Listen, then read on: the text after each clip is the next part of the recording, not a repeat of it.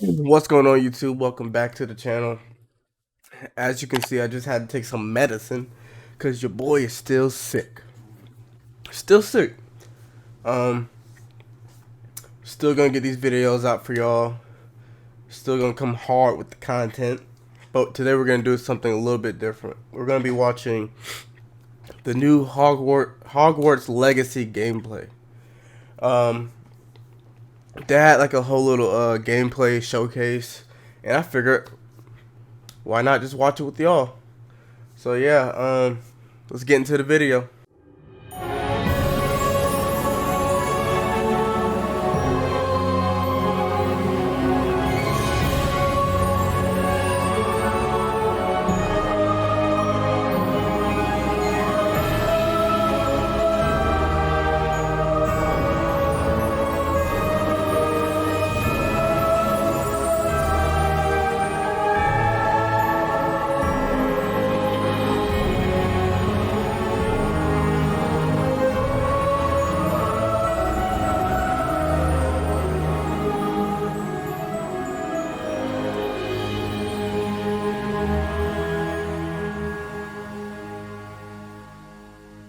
Hey everybody, welcome to the Hogwarts Legacy Gameplay Showcase. I'm Chandler Wood, Community Manager here at Avalanche Software, and I'm honored to introduce you to our panel today. First up, we have community guest host, Ben Snow. Oh my god, I can't believe this is happening. Thank you so much for having me. And from the Avalanche team, we have Game Director Alan Tu. Hello everybody. And Systems Designer Mackenzie Toner. Hi. And finally, just off screen capturing gameplay for us, Andrew Coram. Today we'll be giving you a taste of the open world via broom flight, a deeper look at combat using the Dark Arts Battle Arena, and a look at your personalizable home within Hogwarts, the Room of Requirement, where we may even see some beasts. And we're starting right where we left off in our last gameplay showcase, just outside Hogwarts, which I love that you can walk out of the castle after walking through everything and then just come out here and take off on your broom out into the open world.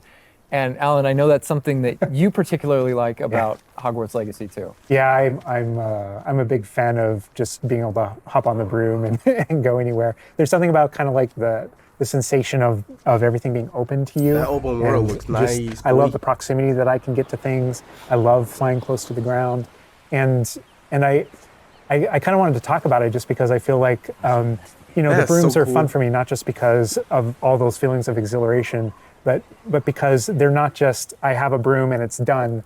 I actually kind of like some of the mechanics in it. So you see in the lower right, there's a meter there, and occasionally as Andrew's kind of flying up or flying down, you might notice it draining or not. And this isn't the present day where all the broom technology is well known and advanced and everything that we know and love. This is an earlier time where they're still trying to figure out, we're not at the 3000 yet, we're at the 11. So. Oh my goodness, I'm just so speechless right now because this is just so beautiful. The world just looks so, by the way, the broom, is that like the only one, or can you like upgrade that broom to go faster?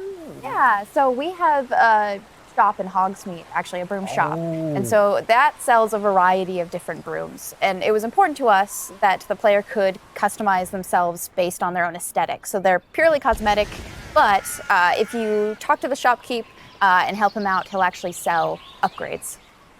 Yeah, and those upgrades will make it so that where normally the broom, you can only fly, you can only go at max speed. It's kind of like a turbo meter down there. You can only go at max speed without the meter going down, kind of closer to the ground. And as you raise into the air, you'll notice the meter drop.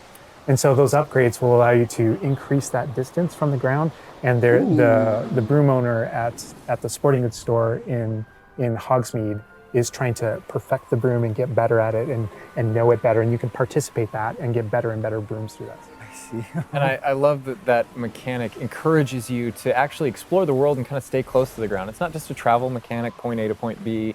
You're not just flying high over everything, although it is beautiful, something I really love doing, but as well, there's lots to explore on the ground, and so kind of keeping you down at the ground level. And to me, it feels like it's got this kind of surfing vibe over the. Oh my god! Like I'm just like I want to snatch the controller from Andrew right now because I want to go to the mountaintop, I'm going to that forest, and to that hamlet, or I don't know if that's how it's called. I think that's what it is. No, it's awesome. We're actually gonna land here, and I feel like that you call it a hamlet is just perfect, just because that's what we refer to it as. And so we all know from lore that Hogsmeade is the only all wizarding village within Britain, but we wanted other opportunities to kind of meet other characters out here and to kind of populate the landscape, so it's not just kind of barren as you leave out this direction and that direction. And so we just imagine these different dwellings, these different smaller locations that wizards might live in out in the Scottish Highlands. And so it's those. And so we refer to those as hamlets, and they're opportunities to learn those wizard stories, how those different locations have kind of like learned to live, what their relationships are with characters at Hogsmeade and Hogwarts. And so they're both quest opportunities out here and a chance to kind of get to know more of the area, even beyond Hogwarts and Hogsmeade that we've already experienced. And you also notice on the mini-map, like lots of little icons, and each one of those represent gameplay in the hamlets that you can participate in, whether it's a vendor or different puzzles and challenges or different secrets that exist. Each one of those icons are different opportunities for gameplay. And you'll notice that same thing as we venture out into the open world as well. So when you go out into the open world and you see those icons, whether they're on the mini-map or on your map or off in the distance, those things are opportunities to say, like, I want to increase my inventory capacity. They're puzzles left behind by old wizards, that you can solve that actually grant you those. If you see ruins off in the distance and you visit them, you might find opportunities to actually expand and learn about your ancient magic. And as you kind of encounter different enemies dotted on the landscape, sometimes those characters, poachers or dark wizards, might be hoarding different magical resources that are valuable to you as you're playing the game. So each one has kind of like a way to connect to our gameplay loops and provide different opportunities that just kind of reward you for poking around.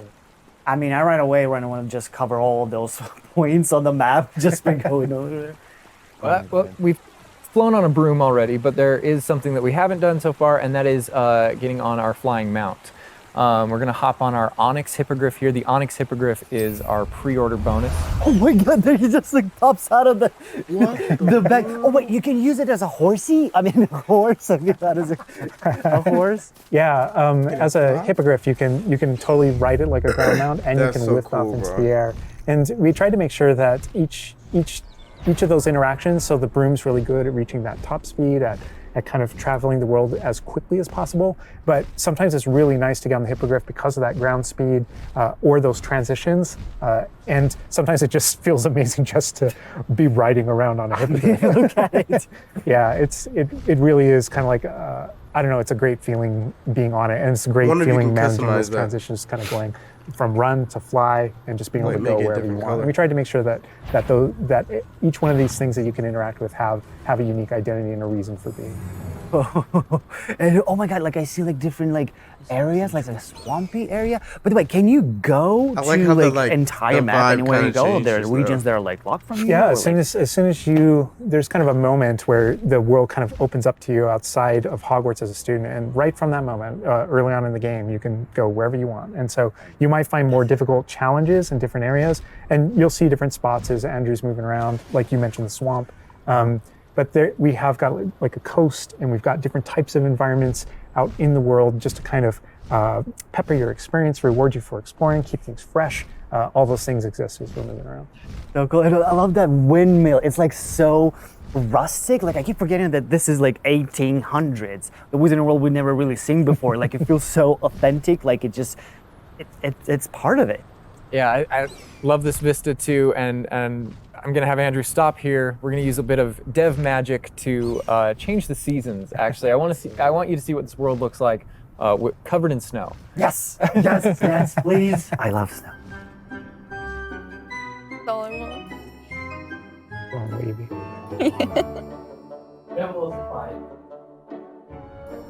Oh my god. This is so beautiful. Oh my goodness.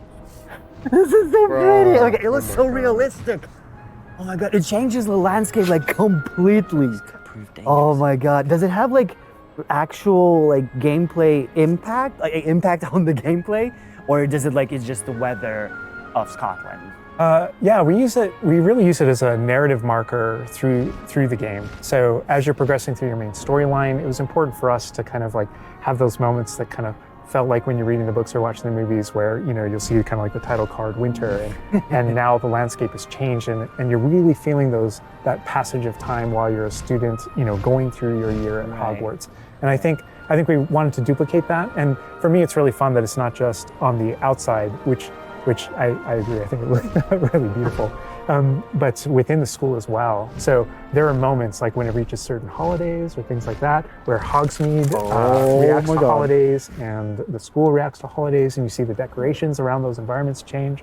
That really helped just kind of make me feel like I'm there. Right. Yeah. And it's not just for the seasons, those kind of vibe things. Like we have a day-night cycle, and that day-night cycle, even though similarly, like it's largely about vibe, when you go into Hogsmeade in the evening, there's less characters there. Around the school, you'll notice it kind of dies down and quiets down just when there's just candlelight and students kind of like as you're walking through the halls. I want to see the But school. in that day-night cycle is where we've kind of placed a few items where, whether or not you can collect them or whether or not you can interact with them that are a little bit restricted by the day-night cycle. And I love Andrew's flying up here, really high up on the hippogriff.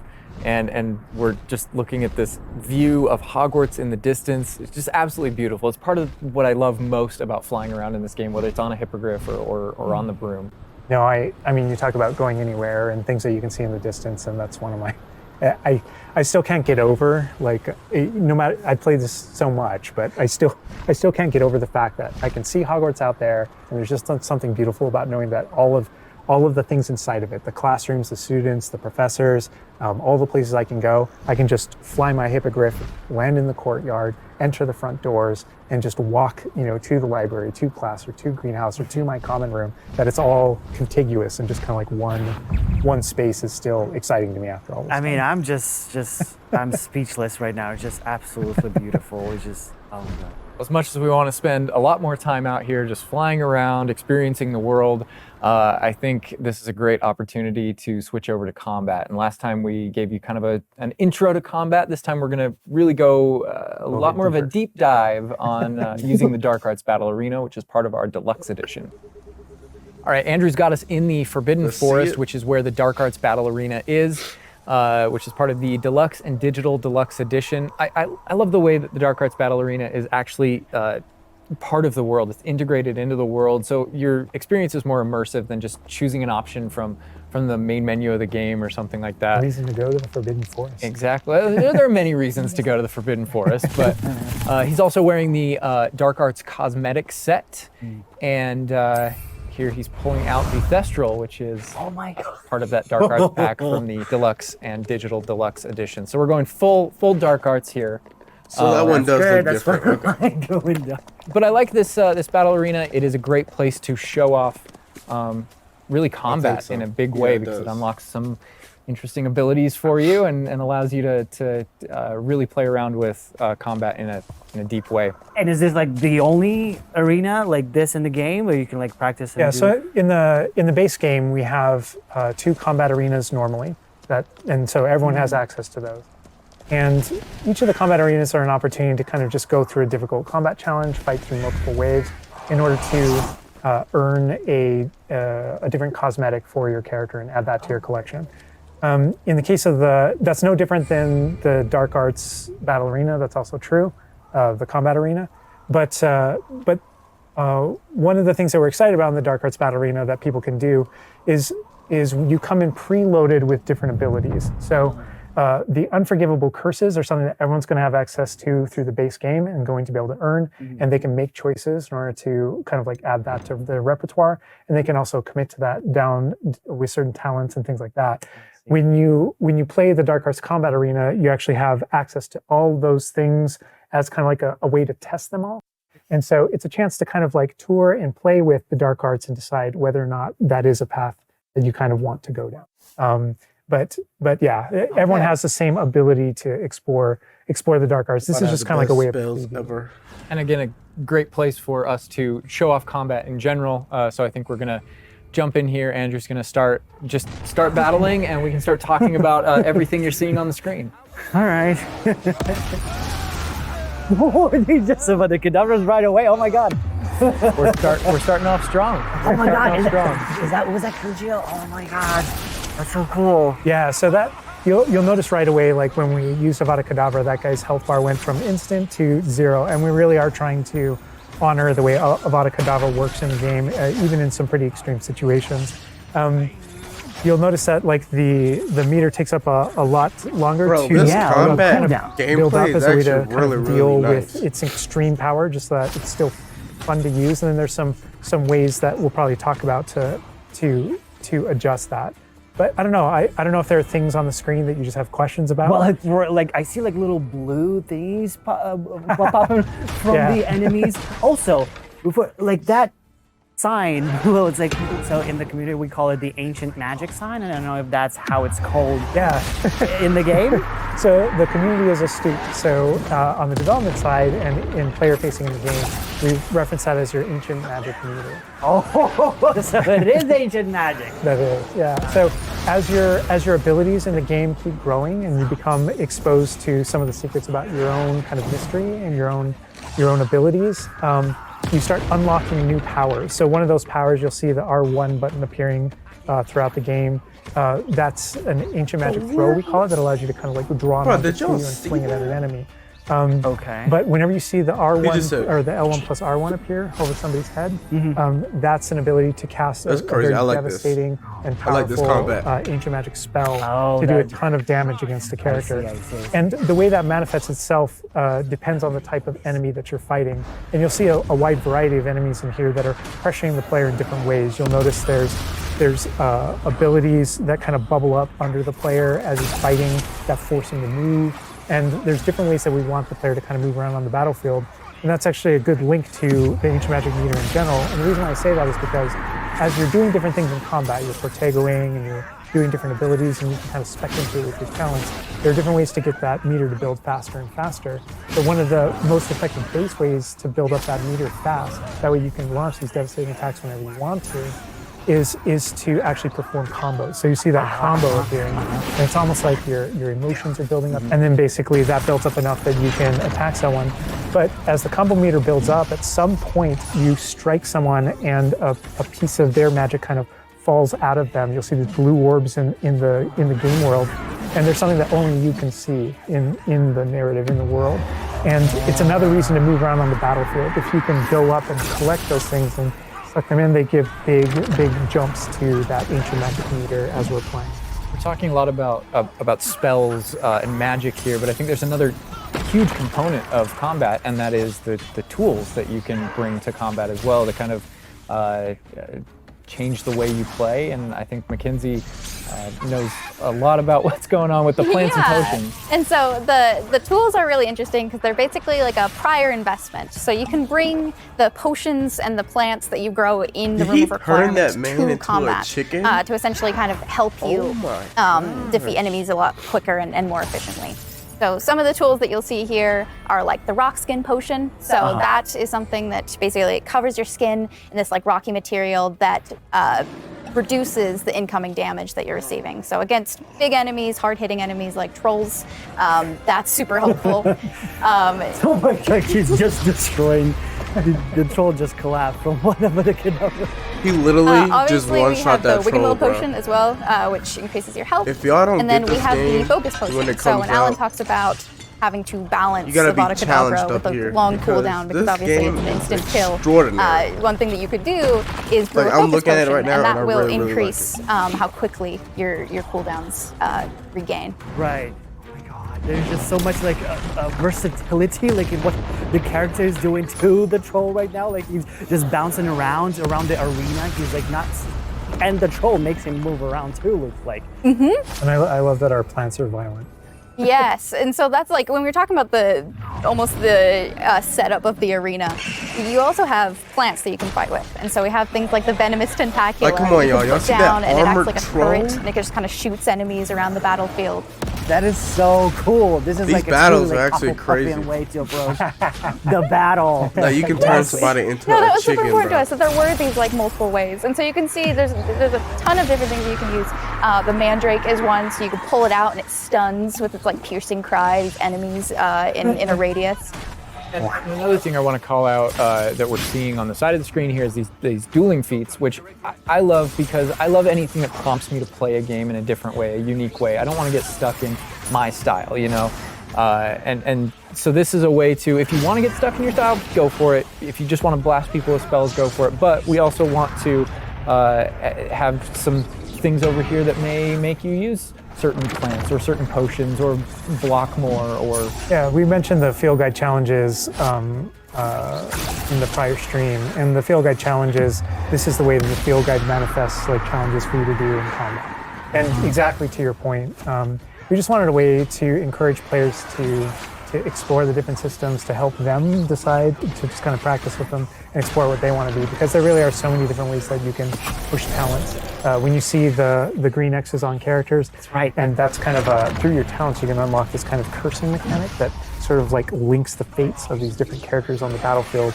That way, as you get as you're cursing different characters, they all begin sharing damage, and so we have things like Avada Kedavra, which is the insta-kill, but if you curse everyone before you insta-kill this one guy, they can all drop dead for that kind of ultimate Voldemort fantasy.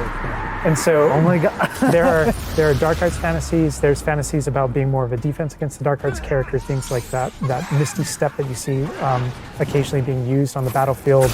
And we can also spec into our potions and plants to make them more powerful and more efficacious. So it's all about which type of player you feel like you are and whether or not you want to play with prep, on the fly, or with deliberation, and those are all different options. That is so cool because like it's like I see so much like going on the stream, just so much complexity, and I want to just try it myself, like which style works best. I mean, I feel like it's the dark arts is going to be the easiest route, but that You're our ancient audience. magic, to be honest, feels like much more powerful than just the dark arts. Yeah. To be fair. And speaking of plants and potions, we're going to be putting the dark arts away, put those unforgivable curses away, and heading to the Room of Requirement, which is your home within Hogwarts, a personalizable space that actually has some utility as well, where you get to brew things and grow things and also care for some beasts. All right, Andrew's got us in the Room of Requirement,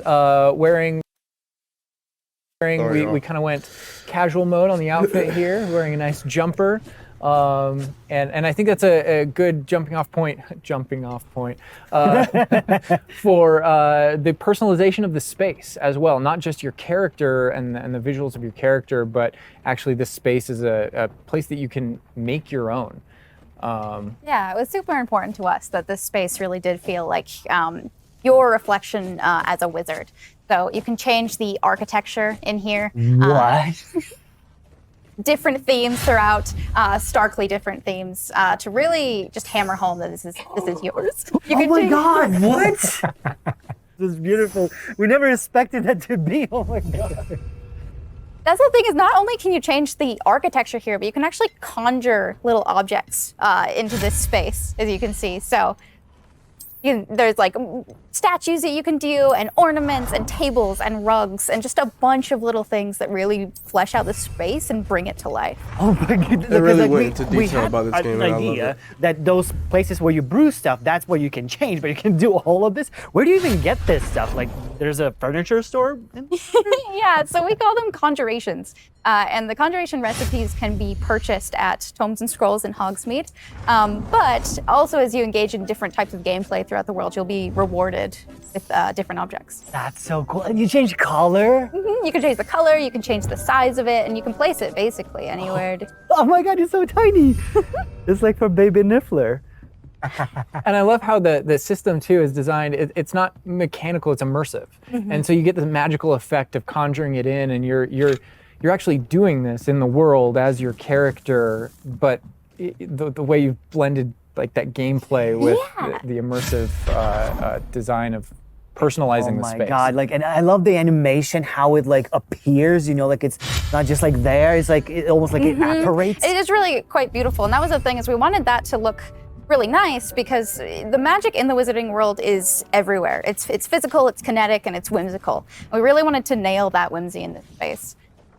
Another thing that I wanted to discuss is that not only can you like conjure things and you can change their look, but you can do that with the utility objects as well. So you can see that we have planting pots and potion stations, and you can change the look of those as well.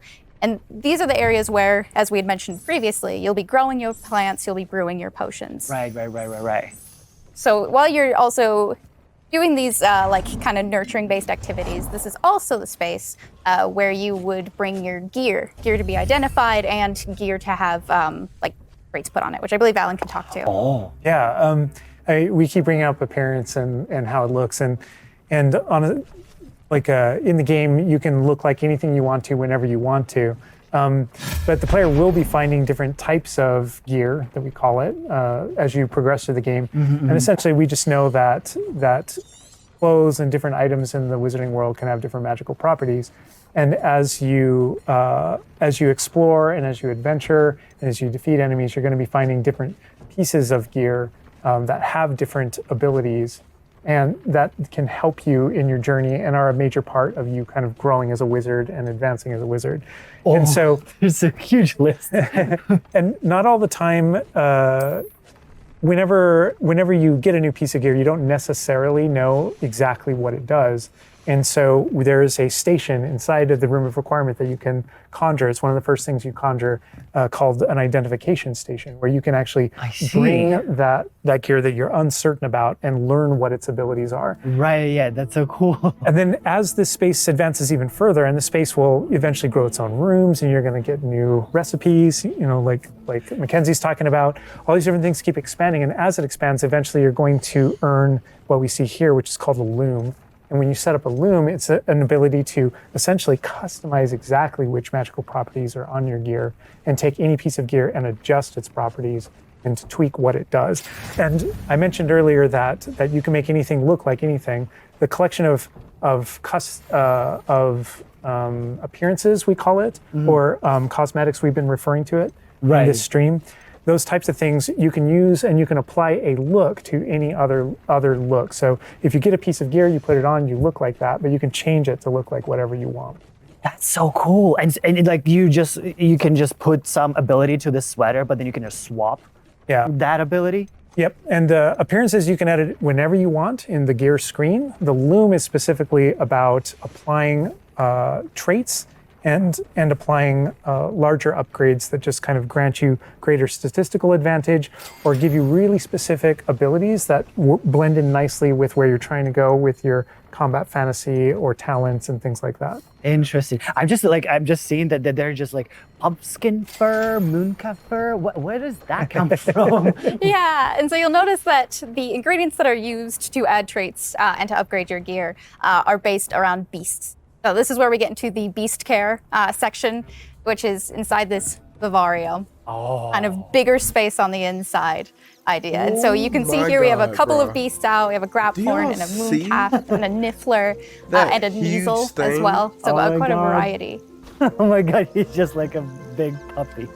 This game is going to be amazing. Oh my God, they're together. Oh, that's so cute. That thing is huge, They're bro. adorable. And so part of beast care is petting them as well, but feeding them too. And so once you do those things, that's when they feel safe enough.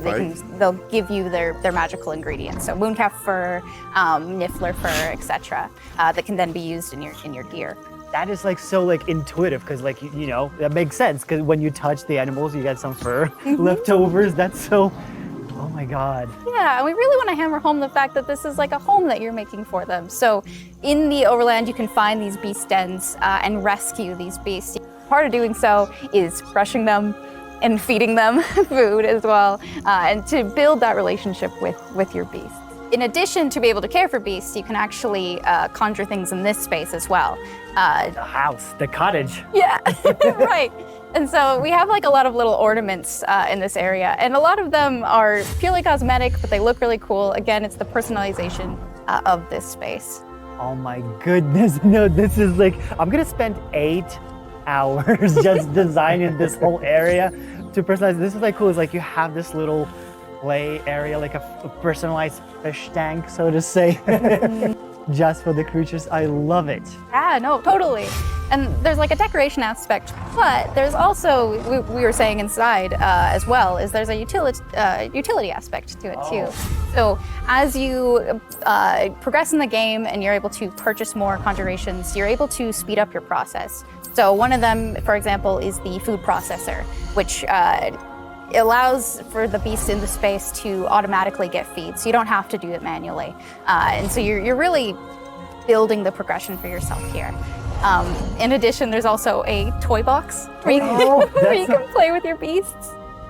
And you'll see here, yeah. So you can, there's a bunch of toys in it, and each beast has their own favorite toy. So as you can imagine, the moon calf really likes the moon ball, or the Neasel, as like a little cat, really likes to chase the yarn That's cool ball. how they actually made it like And they're super cute.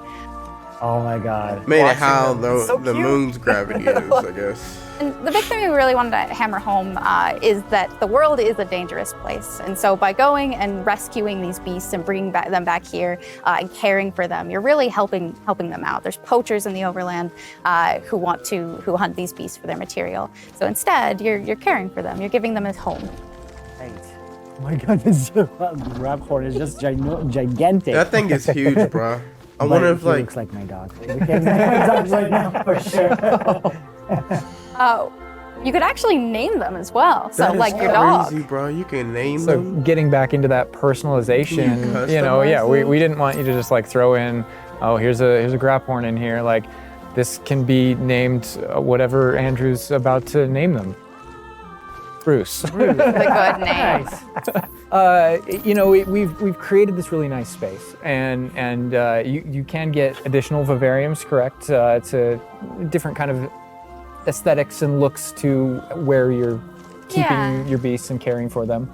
Progression is a big part of this space as well. So as you progress through the story, you will unlock more vivariums. So as you can see, this one's quite meadow themed, big, open, bright. But there's other ones, say like a swamp that you might encounter. And it's really a visual effect and more space for your beasts.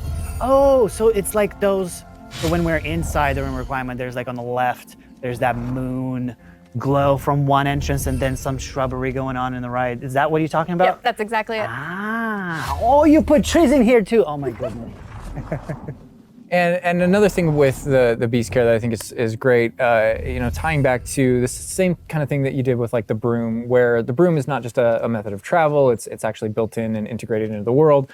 In the same way, like beast care isn't just this added element. You're not just throwing it on top. There's really this like narrative and integration to Everything everything. connects. So as you progress through the missions, you'll expand the space. As you earn resources, you'll go into Hogsmeade and use them to unlock the gameplay here and unlock new conjurations and different things to play around with. In the open world, it's in those different environments, like the different combat and conflicts and bandit camps and different things like that exist in the overland. Those things are what hold recipes that exist in the loom. So all these things have a way of connecting. Moonstone that you find out in the world is the resource that we use to conjure everything that's found throughout the world.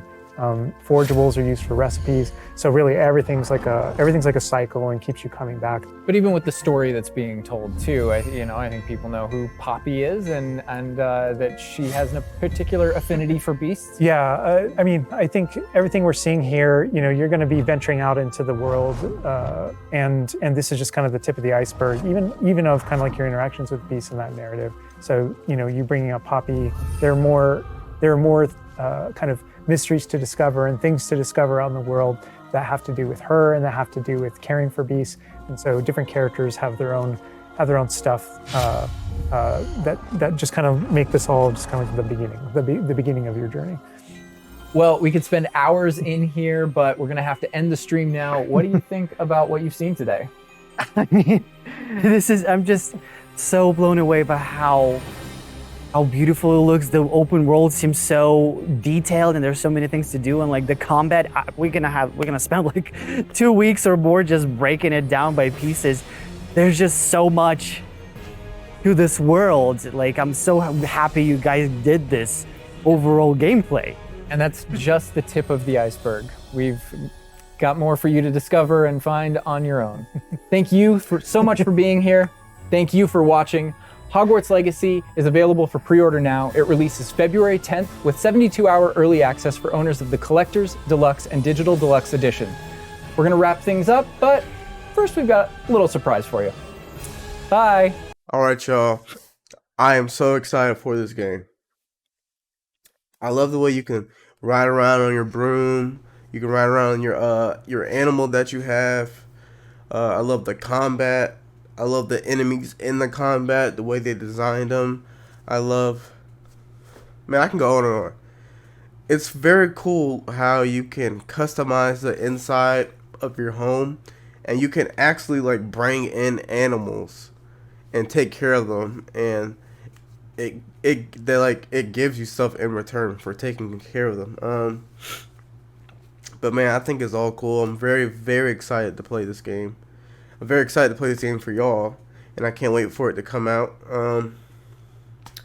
So yeah, make sure you like, comment, and subscribe, and I'll see you in the next video.